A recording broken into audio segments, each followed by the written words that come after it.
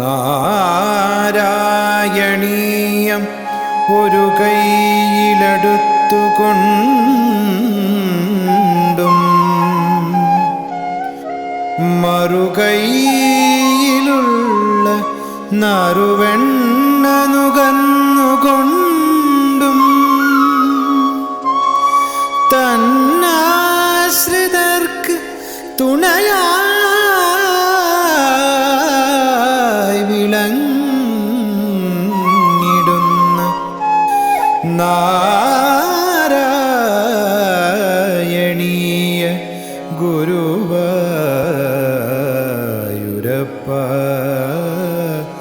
നമോ നമസ്തേ.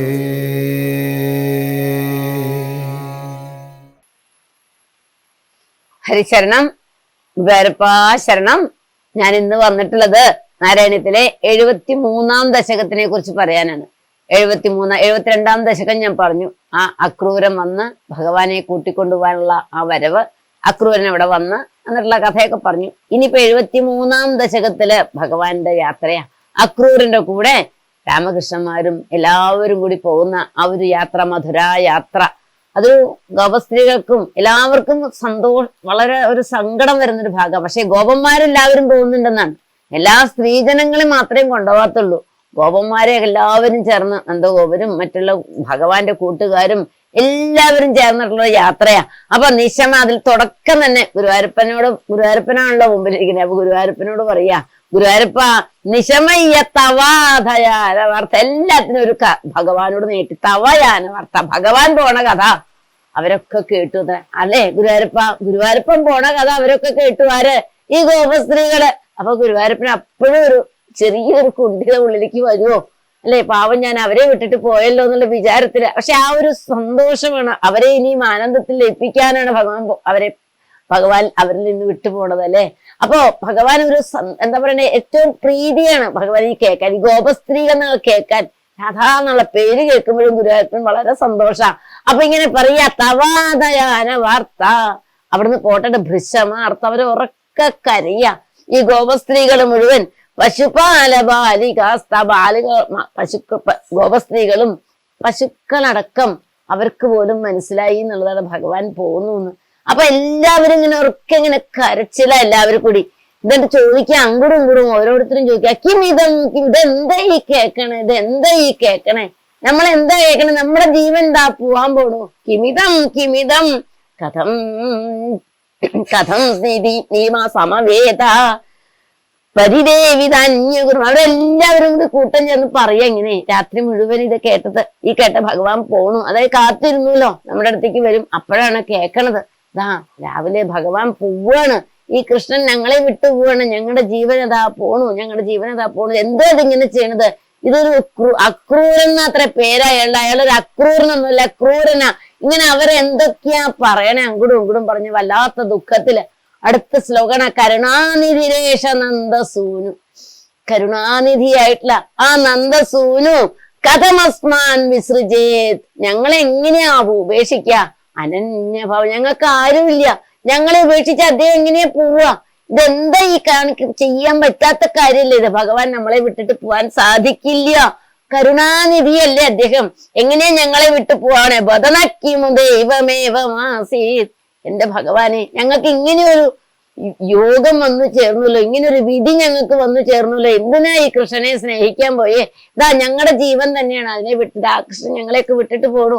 അവർ ഈശ്വര ഞങ്ങൾക്ക് എന്തുകൊണ്ട് ഇങ്ങനെ, ഞങ്ങളെ ഇപ്പം അങ്ങോട്ട് എടുക്കായിരുന്നില്ലേ, ഞങ്ങളുടെ ജീവൻ മതി ഞങ്ങൾക്ക് ജീവിച്ചത് എന്ന പോലെ അവർ ഗതമാനസാവിലേവു, മനസ്സ് തുറന്ന് അവർ കരയ, മനസ്സ് വിട്ട് അവരൊന്നും ഓർമ്മയില്ല അവർക്ക്. ആ ഒരു കരച്ചില് നമ്മുടെ തിരുമേനി ഒരു പാട്ടായിട്ട് എഴുതിയിട്ടുണ്ട്, വളരെ മനോഹരമായിട്ടുള്ള പാട്ട്. പലരും അത് പാടാറുണ്ട്. ഈ സമയത്ത് നമ്മൾ എപ്പോഴും ചെല്ലാറുണ്ട് ആ ഒരു പാട്ട്, പോകല്ലേ പോകല്ലേ. അത് നമ്മുടെ ഹരിസേവികമാര് പാടുന്നത് നമുക്ക് കേൾക്കാം.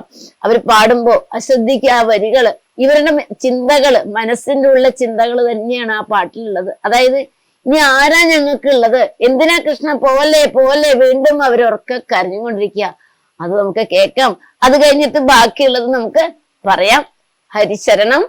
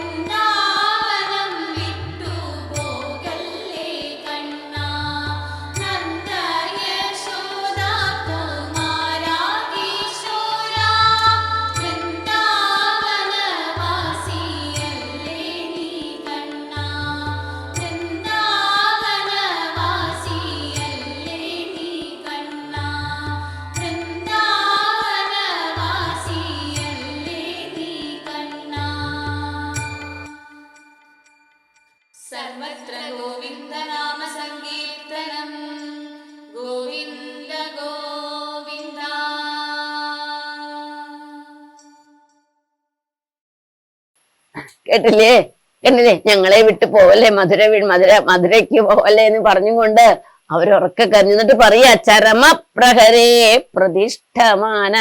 ഭഗവാൻ അങ്ങോട്ട് പോവാനുള്ള യാത്രയാണ്, പോവാൻ പുറപ്പെടാ തേര് വന്ന് നിന്നു. ഒരു സാധനങ്ങളൊക്കെ കയറ്റിയപ്പോ കുറഞ്ഞിട്ടുണ്ട് അക്രൂരൻ, സാധനങ്ങൾ മാക്സിമം കൊണ്ടുപോകണം. അപ്പൊ അതിനുള്ള എല്ലാം റെഡിയായി പ്രതിഷ്ഠമാന പുറപ്പെടുമ്പോ സഹപിത്ര, അച്ഛനുണ്ട്, നന്ദഗോപുരുണ്ട് കൂടെ, യശോദയല്ലേ, യശോദയും അവിടെ.